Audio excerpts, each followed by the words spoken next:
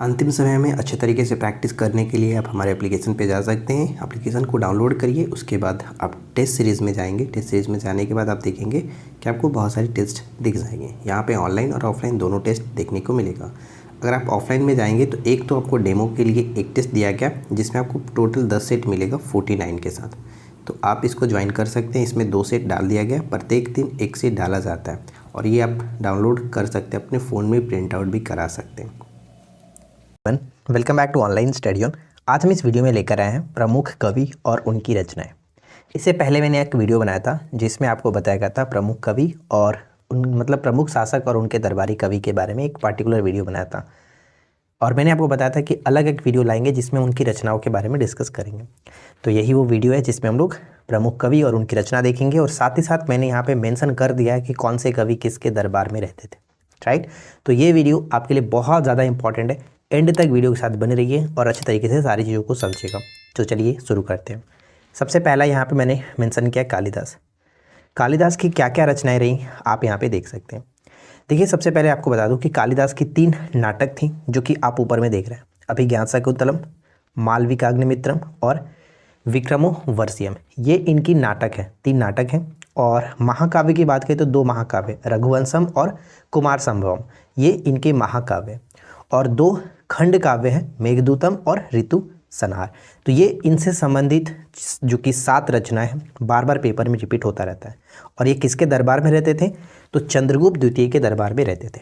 ठीक है, जिनको चंद्रगुप्त विक्रमादित्य के नाम से भी जाना जाता है। तो ये इंपॉर्टेंट रहने वाला है। इसके बाद है पृथ्वीराज रासो। एक तरफ आपको लेफ्ट साइड में जो रचना है वो देखने को मिलेगा और उनके रचयिता आपको मतलब लेखक राइट साइड में देखने को मिलेगा।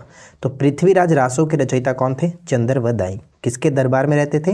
पृथ्वीराज चौहान के दरबार में रहते थे। ये बहुत ज़्यादा महत्वपूर्ण है, हमेशा पूछा जाता है। और यहाँ पे मैंने सभी वही इंक्लूड किया जो बार बार आपको रिपीट होते रहता है, देखने को मिलता है। इनको आप याद रखेंगे। चलिए, इसके बाद है थर्ड पॉइंट, हर्षचरित्रम और एक और होता है कादम्बरी। हर्षचरित्रम और कादम्बरी के रचयिता जो थे बाणभट्ट, और ये दरबारी कवि थे, हर्षवर्धन के दरबारी कवि थे। ठीक है, हर्षवर्धन के दरबारी कवि थे। हर्षवर्धन ने भी अपनी रचनाएं की थी।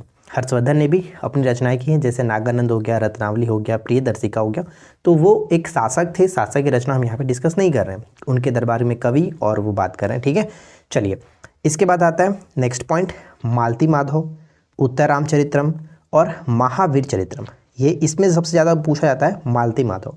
मालती माधव के जो रचयिता हैं भवभूति, किसके दरबार में रहते थे? यशोवर्मन के दरबार में ये रहते थे। तो इतना सारे पॉइंट्स आपको याद रखना है। ठीक है, अब इसके बाद आगे बढ़ते और नेक्स्ट पॉइंट, अगला पॉइंट है कर्पूर मंजरी। कर्पूर मंजरी हो गया, काव्य मीमांसा हो गया, ये दोनों एकदम वीवीआई है। बाल रामायण, बाल भारत। बाल भारत में क्या है कि प्रचंड पांडव भी इसको कहा जाता है, प्रचंड पांडव, लेकिन ये दोनों आप उतना इंपॉर्टेंट नहीं है। ऊपर वाला आप याद रखिएगा, कर्पूर मंजरी, काव्य मीमांसा, राजशेखर। और राजशेखर किसके दरबार में रहते थे? तो प्रतिहार राजा महेंद्रपाल और उसके पुत्र महिपाल, इन दोनों से संबंध रखते थे। ठीक है, ये पॉइंट इंपॉर्टेंट है। फ्रेंड्स, अगर आपको इसी तरह के और भी हमारे नोट्स चाहिए, वैसे तो आपको पता होगा कि हमारी नोट्स सारी एप्लीकेशन से मिलती है, लेकिन जो लोग हमारे साथ नए जुड़े हुए हैं, जो अभी फ़िलहाल में हाल ही साथ हमारे साथ चैनल पे आए हैं, उनको बता दूं कि अगर आप इसी तरह के हमारे सारे नोट्स को लेना चाहते हैं तो आपको हमारे पेड कोर्स ज्वाइन करना पड़ता है, जहां पे सारी नोट्स आपको मिल जाती है। और ये चीज़ आपको मिलती है हमारे एप्लीकेशंस पे। तो एप्लीकेशंस पे जाइए, वहां पे जाकर के अपने पसंद की सारी मतलब नोट्स देख सकते हैं। वहाँ पे आप जिस बैच में ज्वाइन होंगे उसमें आपको सारी नोट्स मिल जाएगी। जोड़ने के लिए नीचे वीडियो के नीचे डिस्क्रिप्शन में लिंक मैंने एप्लीकेशंस का दिया है। एप्लीकेशन को डाउनलोड करिए, लॉगिन करिए, स्टोर सेक्शन में जा करके अपनी पसंद की कोर्स को ज्वाइन कर सकते हैं। चलिए, इसके बाद आता है एहोल प्रशस्ति। एहोल प्रशस्ति के रचयिता कौन थे? रवि कीर्ति। रवि कीर्ति किसके दरबारी कवि थे? तो ये हो जाता है पुलकेशिन द्वितीय। ठीक है, पुलकेशिन द्वितीय, ये इंपॉर्टेंट है। उसके बाद है 7 चरक संहिता। चरक संहिता नाम से ही क्लियर है, चरक संहिता। चरक किसके दरबार में रहते थे? कनिष्क के, मतलब कनिष्क के दरबार में ये रहते थे। उसके बाद है बुद्ध चरित्र, सौंदरानंद और साथ ही साथ सरिपुत्र परिकरण। देखिए, ये कभी पूछा नहीं गया है, लेकिन ये हमेशा रिपीट होता रहता है, दोनों बुद्ध चरित्र और सौंदरानंद। तो ये किसकी है? अश्वघोष की रचना है। अश्वघोष जो कि कनिष्क के दरबार में रहते थे। ठीक है, कनिष्क के दरबार में मैंने आपको क्या क्या बताया था? अश्वघोष हो गया, पार्श्व हो गया, नागार्जुन, चरक, ये सभी इनके दरबार में रहते थे। एक वसुमित्र भी थे। चलिए इसके बाद अगला है पॉइंट्स क्या, प्रज्ञा पारमिता सूत्र। प्रज्ञा पारमिता सूत्र की रचनाकार हो जाते हैं नागार्जुन। नागार्जुन कनिष्क के दरबार में थे और इसमें इन्होंने शून्यवाद का प्रतिपादन किया था। शून्यवाद का प्रतिपादन किसने किया था, तो नागार्जुन ने ही किया था। ये पॉइंट इंपॉर्टेंट हो जाता है। क्वेश्चन नंबर 10 देखिए क्या है, विभाष शास्त्र, विभाषा शास्त्र, ठीक है, शास्त्र है विभाषा शास्त्र। वसुमित्र कनिष्क के दरबार से संबंध थे और वसुमित्र से संबंध आपको 2-3 पॉइंट्स याद होने चाहिए क्योंकि इन्हीं के समय में चौथी बौद्ध संगीति हुई थी कश्मीर के कुंडलवन में और वसुमित्र जो थे वो अध्यक्ष थे और उपाध्यक्ष के रूप में कौन थे, अश्वघोष। तो ये पॉइंट इंपॉर्टेंट रहेगा। अगला है हरिसेन। हरिसेन और इनकी मतलब हरिसेन की जो रचना है प्रयाग प्रशस्ति है। प्रयाग प्रशस्ति समुद्रगुप्त की वीरता का वर्णन इसमें देखने को मिलता है और हरिसेन जो कि दरबारी कवि थे समुद्रगुप्त के, ठीक है, भारत के नेपोलियन के नाम से इनको जाना गया समुद्रगुप्त को। और एक वीडियो हमारी ये भी है, इससे पहले मैंने आपको बताया है जो शासक है उनके उपनाम, ठीक है, जो शासक है उनके उपनाम से संबंधित मैंने एक अलग वीडियो बनाया, अगर आपने उसको नहीं देखा तो ज़रूर चेकआउट कर लीजिएगा।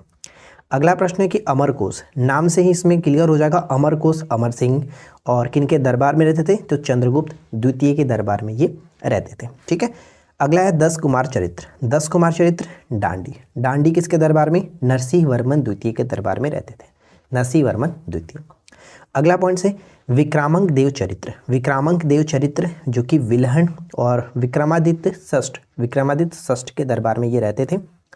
इसके बाद यहाँ पे एक और है पॉइंट्स जैसे मिताक्षरा, ये सबसे इंपॉर्टेंट है। विक्रमांक देव चरित्र तो बाई चांस कभी कभी पूछा गया, लेकिन मिताक्षरा हमेशा देखने को मिलता है। मिताक्षरा के लेखक विज्ञानेश्वर और ये भी विक्रमादित्य षष्ठ के दरबार में ही रहते थे। तमिल रामायण के रचयिता किसे माना जाता है, तमिल रामायण के रचयिता कंबन को माना जाता है और कंबन चोल वंश से संबंध रखते हैं, ठीक है, चोल वंश है। आपके लिए एक छोटा सा क्वेश्चन ये है कि चोल वंश के संस्थापक किसे माना जाता है, जल्दी से कमेंट करके बताइएगा। अगला पॉइंट्स बनता है पॉइंट्स नंबर 17, यहाँ पे नूह नहीं होगा, नूर होगा, नूर सिपहर, ठीक है। नूर सिपहर, तुगलकनामा और आईने अकबरी ये किसके द्वारा रचित है, तो अमीर खुसरो के द्वारा रचित है। और अमीर खुसरो किसके दरबार में रहते थे, तो अलाउद्दीन खिलजी के साथ साथ ये दिल्ली के 7 सुल्तानों के दरबार में से संबंध रखते हैं। तो फिलहाल यहाँ पे बस आपको याद रखना है नूर सिपहर, तुगलकनामा, आईने सिकंदरी, ये सभी इंपॉर्टेंट हो जाता है, ठीक है फ्रेंड्स। चलिए इसके बाद नेक्स्ट पॉइंट बनता है कीर्ताजुनियम। कीर्ताजुनियम बहुत बार पूछा गया। कीर्ताजुनियम के लेखक हैं भारवी और ये यशोवर्मन के दरबार में रहते थे, यशोवर्मन, ठीक है। गीत गोविंद के बारे में आपको क्या बताऊं, ये इतना बार रिपीट हुआ है। गीत गोविंद के रचनाकार जयदेव और याद रखिएगा लक्ष्मण सेन के दरबार में ये रहते थे, ठीक है, लक्ष्मण सेन। इसके बाद है पॉइंट नंबर 20, पांडुरंग महात्म्य। पांडुरंग महात्म्य जो है ये लिखा गया है तेनालीराम के द्वारा और ये कृष्णदेवराय के दरबार से संबंध रखते हैं। इसके बाद हमारा पॉइंट 21 आता है मुद्रा राक्षस। मुद्रा राक्षस हो गया, देवी चंद्रगुप्तम या फिर राघवानंद, ये तीनों इंपॉर्टेंट है, लेकिन इसमें सबसे ज़्यादा पूछा जाता है मुद्रा राक्षस और कभी कभार आपको देखने को मिलता है देवी चंद्रगुप्तम। ये लिखा गया विशाख दत्त के द्वारा, चंद्रगुप्त द्वितीय के दरबार में ये रहते थे, ठीक है, विशाख दत्त। पॉइंट 22, रामचरितमानस गीतावली, तुलसीदास, साथ ही साथ कवितावली, ये भी तुलसीदास याद रखिएगा। विनय पत्रिका और दोहावली, ये सभी के सभी तुलसीदास के साथ संबंध रखते हैं। और तुलसीदास अकबर के समकालीन थे, दरबार में नहीं रहते थे, समकालीन थे। इससे पहले वाली वीडियो में मैंने आपको गलती से वहाँ पे बता दिया था कि दरबारी कवि थे, देखिए ऐसा नहीं था, वहाँ पे थोड़ा सा मिस्टेक हो गया था और किसी स्टूडेंट ने कमेंट भी किया था, तो बट मैं वहाँ पे रिप्लाई नहीं कर पाया। लेकिन यहाँ पे ध्यान रखिएगा कि अकबर के ये समकालीन थे, ठीक है, तुलसीदास अकबर के समकालीन थे। कभी कभी पेपर में देखने को मिलता है कि तुलसीदास का संबंध किससे है, तुलसीदास मतलब निम्नलिखित में से किसके दरबार से संबंध रखते थे, ऐसा प्रश्न देखने को मिलता है। तो वहाँ पे आप अकबर को टिक कर लीजिएगा, कोई प्रॉब्लम नहीं, ठीक है। इसके बाद हमारा नेक्स्ट पॉइंट है सूरसागर हो गया, साहित्य लहरी या फिर सुर सरावली, ये तीनों आप यहाँ पे देख रहे हैं। सुर साहित्य आपको मिल रहा है, सूरसागर है, साहित्य लहरी है और सुर सरावली है, तो सूरदास के साथ ये संबंध रखता है, ठीक है, सूरदास। अगला है राज तरंगनी कलहण के द्वारा रचित है और ये हर्ष के दरबार में रहते थे, हर्ष के दरबार में। इसके बाद है अर्थशास्त्र कौटिल्य, चाणक्य, विष्णुगुप्त, ये 3 इनके नाम हैं। और ये चंद्रगुप्त मौर्य के प्रधानमंत्री थे, यानी इनके दरबार से संबंध रखते थे चंद्रगुप्त मौर्य से। ठीक है। 26 में क्या, बृहद संहिता। बृहद संहिता हो गया, वृहद जातक और एक पंच सिद्धांतिका। इसमें बृहद संहिता पूछा जाता है और साथ साथ पंच सिद्धांतिका पूछा जाता है। तो वराहमिहिर ये याद रखेंगे, वराहमिहिर। वराहमिहिर ये इंपॉर्टेंट रहेगा।